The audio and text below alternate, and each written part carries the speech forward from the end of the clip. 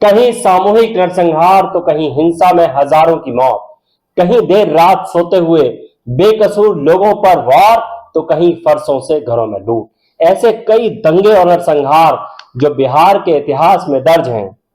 और आज हम ऐसे ही 10 जातिगत दंगों के बारे में, नरसंहारों के बारे में बात करने जा रहे हैं जिन्हें बिहार की जनता कभी भुला नहीं सकती, जिनमें लोगों की चीखें, दर्द और सिसकियां छुपी हुई हैं। वीडियो को आखिरी तक देखें, यह बहुत ही सीरियस मुद्दा है। तो सबसे पहले हम शुरू करते हैं लक्ष्मणपुर बाथे नरसंहार से, जिसे बिहार के इतिहास में दर्ज सबसे क्रूर नरसंहार, नरसंस और बड़ा नरसंहार माना जाता है, जिसमें बच्चियों सहित गर्भवती महिलाओं को भी बेरहमी से मारा गया था। 30 नवंबर और 1 दिसंबर 1997 की रात को जहानाबाद जिले के लक्ष्मणपुर बाते गांव में घरों में सो रहे पिछड़ी जाति के 58 से 61 लोगों को बेरहमी से मार दिया गया।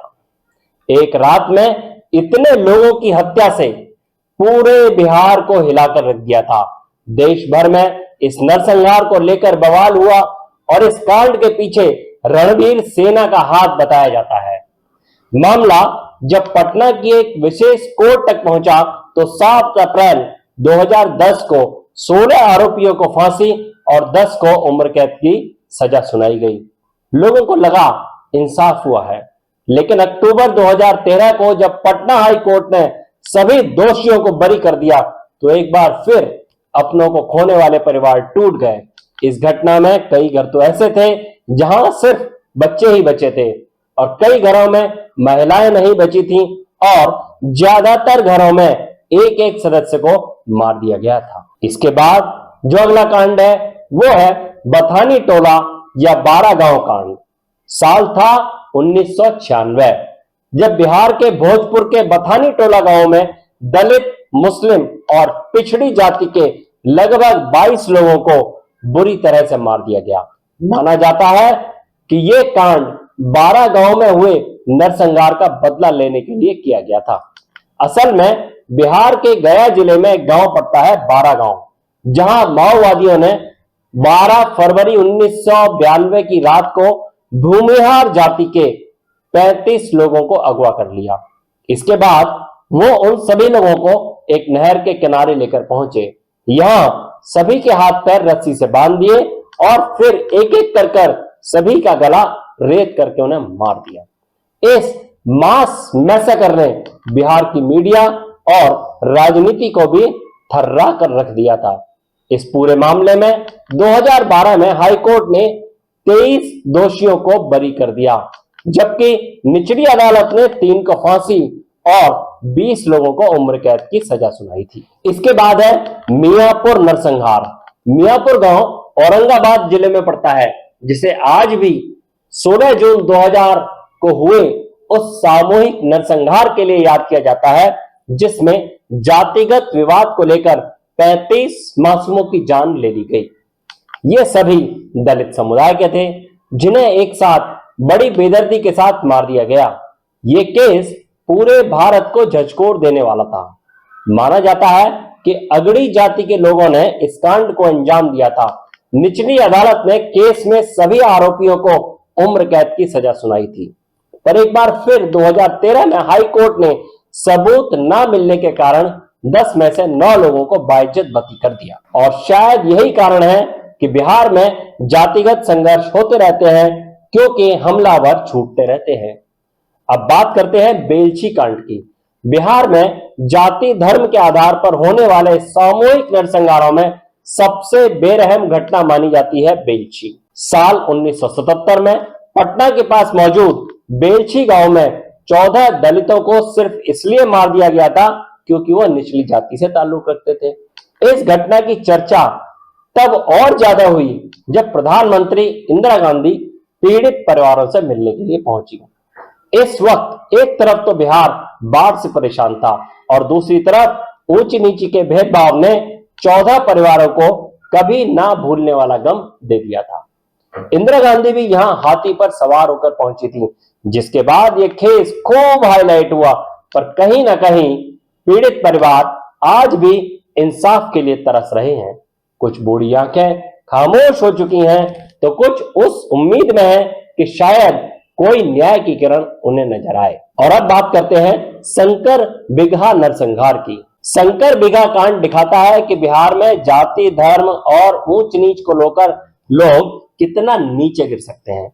ये घटना 25 जनवरी 1999 की है, जब सर्दी की रात में बिहार के जहानाबाद जिले में पड़ने वाले शंकर बिगहा में 22 दलितों की जान ले ली गई। इस कांड में अगड़ी जाति के लोगों का हाथ बताया जाता है। पुलिस ने बहुत लोगों को हिरासत में लिया, लेकिन घटना के करीब 16 साल बाद 2015 में इस मामले में फैसला सुनाते हुए जहानाबाद जिला अदालत ने 24 लोगों को बरी कर दिया। ये कहा गया कि उनके खिलाफ कोई सबूत नहीं है और इस तरह एक बार फिर पीड़ितों को न्याय नहीं मिला। इसके बाद आता है सेनारी हत्याकांड। शंकर बिगहा नरसंहार के कुछ समय बाद साल 1999 में ही जहानाबाद के सेनारी गांव में भी एक घटना घटी, जिसमें 34 लोगों को सामूहिक रूप से मार दिया गया और ये सभी अगड़ी जाति के लोग थे। कहते हैं सेनारी हत्याकांड शंकर बिगहा और नारायणपुर गांव में हुई निचली जाति के लोगों की सामूहिक हत्या का बदला लेने के लिए किया गया था। असल में शंकर बिगहा गांव के साथ साथ नारायण गांव में भी 11 दलितों को बड़ी क्रूरता के साथ मारा गया था, जिसके बाद माओवादी कम्युनिस्ट सेंटर MCC के सैकड़ों लोगों ने 18 मार्च 1999 की रात को सेनारी गांव की घेराबंदी की और फिर चुन चुन कर अगड़ी जाति के पुरुषों को घरों से निकालकर गांव के ही ठाकुरबाड़ी मंदिर के पास लाकर मार दिया। इस पूरे मामले में 15 लोगों को सजा सुनाई गई। फिर आता है हमारा कुख्यात भागलपुर दंगा। जातिगत नरसंहार के अलावा बिहार सांप्रदायिक दंगों का भी गढ़ रहा है। भागलपुर का दंगा 1947 के बाद बिहार के इतिहास में सबसे बड़ा सांप्रदायिक दंगा माना जाता है, जिसने बिहार समेत पूरे भारत की राजनीतिक, सामाजिक और आर्थिक स्थिति को झकझोर के रख दिया। यह दंगा अक्टूबर 1979 में भागलपुर में हुआ था, जिसमें हिंदू और मुस्लिम दोनों ही पक्ष एक दूसरे के सामने आ गए थे। इस दंगे में भागलपुर पूरी तरह से जल उठा। ईंट, पत्थर, तेजाब, तलवार, लाठी, डंडे, कोई ऐसा हथियार नहीं था जो इस दंगे में इस्तेमाल ना किया गया हो। असल में यह विवाद रामनवमी के बाद बिहार शरीफ और सासाराम से शुरू हुआ था और 18 प्रखंडों के 195 गांवों तक फैल गया। गुस्से की आग में झुलस रहे दंगाइयों ने तकरीबन 1000 बेकसूर लोगों की जान ली थी, जिससे जैसे भी बन पड़ा उसने दूसरे व्यक्ति को वहीं ढेर कर दिया। आज भी जब इस दंगे की बात होती है तो बिहार की सियासत गर्मा जाती है। और इसके बाद आता है 1992 का सीतामढ़ी दंगा। साल 1992 में दुर्गा पूजा का विसर्जन होना था, लेकिन इसी दरमियान दो समुदाय आमने सामने आ गए और विवाद हो गया। विवाद इतना बढ़ गया कि दोनों ही पक्ष एक दूसरे के खून के प्यासे हो गए और जल्दी ही यह विवाद खूनी जंग में बदल गया। जब यह खबर तत्कालीन बिहार के मुख्यमंत्री लालू प्रसाद यादव तक पहुंची तो वह तुरंत हेलीकॉप्टर से सीतामढ़ी पहुंचे और वहां का नजारा देखकर लालू प्रसाद यादव भी डर गए। लोग फरसा, दाव, कुदाल, चाकू जैसे धारदार हथियार लिए एक दूसरे पर वार कर रहे थे, घरों को लूट रहे थे। लालू प्रसाद यादव की सूझबूझ से दंगा जल्दी रुक गया, लेकिन तब तक 50 से भी ज्यादा लोग मारे जा चुके थे और सैकड़ों लोग इस दंगे में घायल हो चुके थे। फिर बात करते हैं दमवार बेहटा व पीपरा या देल लचक भगौरा हिंसा की। 1978 के बाद साल दर साल बिहार के अलग अलग गांवों में निचली पिछड़ी जाति के लोगों को समाज में ऊंची जाति बताने वाले लोगों ने निशाना बनाया। साल 1978 में भोजपुर जिले के दमवार बेहटा गांव में अगड़ी जाति के लोगों ने 22 दलितों को बड़ी बेदर्दी के साथ मार दिया। इसके बाद 1980 में पटना के पिपरा गांव में भी पिछड़ी जाति के दबंगों ने 14 दलितों को मार दिया, पर यह आग अब भी ठंडी नहीं हुई। साल 1987 के औरंगाबाद जिले के देले लचक भगोरा गांव में पिछड़ी जाति के दबंगों ने 22 लोगों को मारा था। ये बिहार के सबसे बड़े जातीय नरसंहार में से एक है और इसके दोषी आज भी बेखौफ होकर समाज में घूम रहे हैं। और हमारी लिस्ट में आखिरी कांड है नोही नागवान तिसखौरा या देव सहियारा कांड। साल 1989 बिहार के लिए सबसे अशुभ कहा जाए तो गलत नहीं होगा।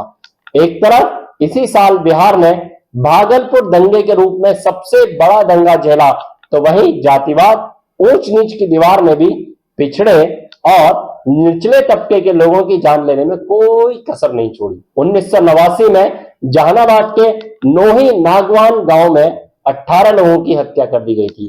इस घटना में पिछड़ी जाति और दलित जाति के लोगों को निशाना बनाया गया था, जबकि अगड़ी जाति के दबंगों ने इस घटना को अंजाम दिया। साल 1991 में भी सामूहिक नरसंहार की दो बड़ी घटनाएं सामने आईं, जब पटना के तिसखोरा गांव और भोजपुर जिले के देव सहियारा गांव में 15 दलितों की जान ले ली गई। हालांकि ऐसा नहीं है कि यही सिर्फ 10 केस हैं, बल्कि बिहार में ऐसी हिंसा, दंगे और नरसंहार बहुत हुए हैं। बस कुछ मीडिया के कैमरे तक पहुंच जाते थे और कुछ को दबा दिया जाता था।